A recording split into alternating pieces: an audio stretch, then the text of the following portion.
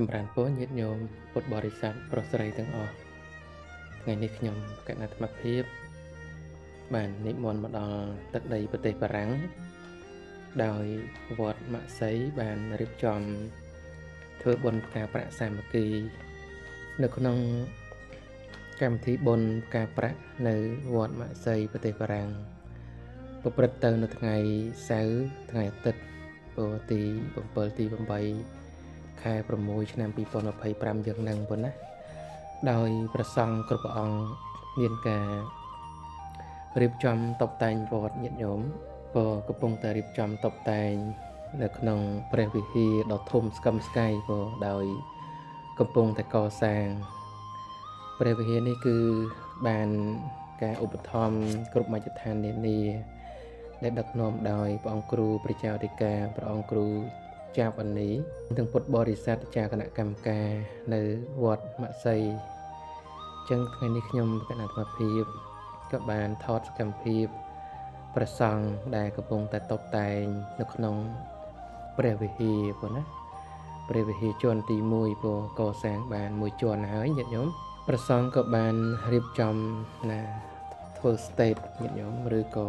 ឆាកសម្រាប់កម្មវិធីប្រសង់សូត្រមន្តឬក៏ចម្រើនព្រះបរិត្តនឹងគ្រូអភិធម្មមេលង្ការោ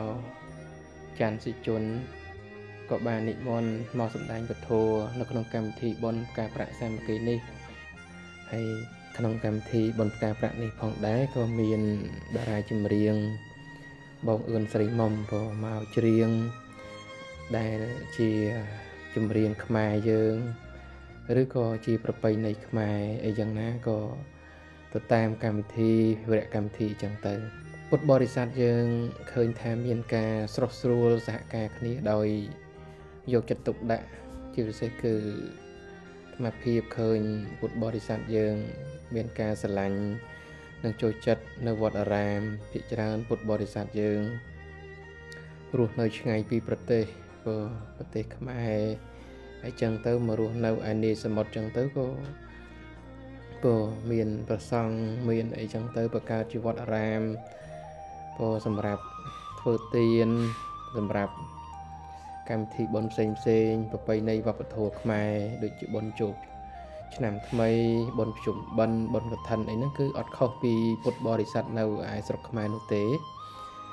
ដោយឡែកគឺវត្តម៉ាក់សីគឺអាត្មាភាពមកឃើញនៅប្រទេសបារាំងនេះគឺព្រះវិហារធំញាតិញោមពោធំពោហើយពុទ្ធបរិស័ទគឺមកជួយកិច្ចការងារវត្តអត់គិតពីរឿងលុយកាក់អីទេញាតិញោមណាពោហ្នឹងគឺឃើញចំណុចល្អហើយអាត្មាភាពក៏សប្បាយចិត្តមែនទែនលើកទី1ហើយបានមកដល់វត្តម៉ាក់សីណាដែលស្ថិតនៅទីក្រុងម៉ាក់សីណាប្រទេសបារាំងបងហើយញាតិញោមទាំងប្រុសទាំងស្រីមកជួយកិច្ចការងារវត្តអ្នកខ្លះក៏បោសអ្នកខ្លះក៏ជូតអ្នកខ្លះក៏លាងចានលាងឆ្នាំងធ្វើម្ហូបធ្វើអីប្រសង់ណានិមន្តពីស្រុកខ្មែរមកហ្នឹងក៏ជួយកិច្ចការងារជាហូរហែណាអង្គខ្លះក៏លើកនេះលើកនោះចឹងទៅណាជួយបាញ់កណាត់បាញ់អីចាប់ណាវិដានចាប់អីចឹងទៅគឺជួយកិច្ចការងារគ្នាញាតិញោមណាហើយយើងនៅតុបតែងរៀបចំបន្តបន្ទាប់ដូចជារៀបការរៀបអីបន្តញាតិញោមចឹងក៏សូមពុទ្ធបរិស័ទទាំងអស់ណានៅក្នុងនិងក្រៅប្រទេសប៉ុណ្ណាណាសូមពុទ្ធបរិស័ទក្នុងនិងក្រៅប្រទេសក៏អញ្ជើញចូលរួមទាំងអស់គ្នាកម្មវិធីបុណ្យប្រព្រឹត្តទៅនៅក្នុងថ្ងៃសៅរ៍អាទិត្យទី7ទី8ខែមិថុនាឆ្នាំ2025យើងនឹងឯងចឹងសូមពុទ្ធបរិស័ទទាំងអស់អញ្ជើញចូលរួមជួយណាឧបត្ថម្ភក្នុងកម្មវិធីបុណ្យផងដែរជាពិសេសគឺបុណ្យផ្កាប្រាក់នឹងដើម្បីប្រមូលបច្ច័យកសាងព្រោះញាតិញោមបានឃើញហើយព្រះវិហារធំស្កឹមស្កៃព្រោះហើយដោយឡែកពុទ្ធបរិស័ទខ្មែរយើងរស់នៅឯនីសមុទ្រ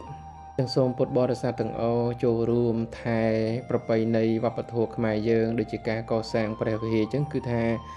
លាយឡំដោយប្រពៃណីនិងវប្បធម៌ខ្មែរហើយបងប្អូនដូចពាក្យខ្មែរយើងបានពោលថាវប្បធម៌រលត់ជាតិរលាយវប្បធម៌ពុនរាយជាតិកាំងផ្កានព្រោះ